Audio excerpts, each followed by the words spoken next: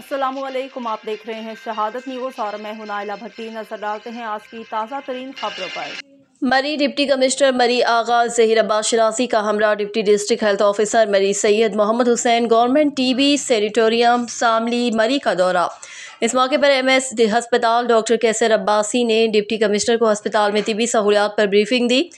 Deputy commissioner نے ہسپتال میں صفائی کی صورتحال کا بھی جائزہ لیا، ایمرجنسی سمیت دیگر وارڈز کا تفصیلی دورہ کیا اور مریضوں کو دی جانے والی طبی سہولیات کا بھی جائزہ لیا۔ ڈپٹی کمشنر نے مریضوں کی عیادت کی اور لواحقین سے علاج، ادویات کی فراہمی اور دیگر سہولیات کے بارے میں دریافت کیا۔ ڈپٹی کمشنر نے کہا کہ سرکاری اسپتالوں میں مریضوں کی دیکھ بھال اور علاج معالجے پر ذمہ دارانہ توجہ ہونی چاہیے۔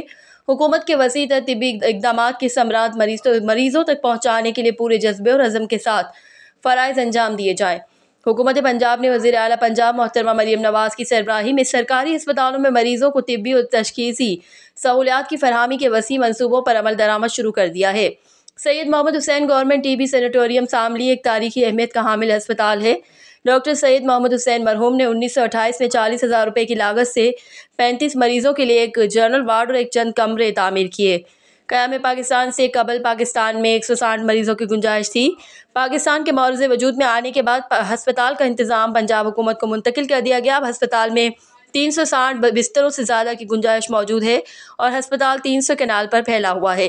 پورے پاکستان اور جموں کشمیر سے ٹی بی کے بہت سے مریض یہاں علاج کے لیے آتے ہیں اور ان سب کا مفت علاج ہوتا ہے۔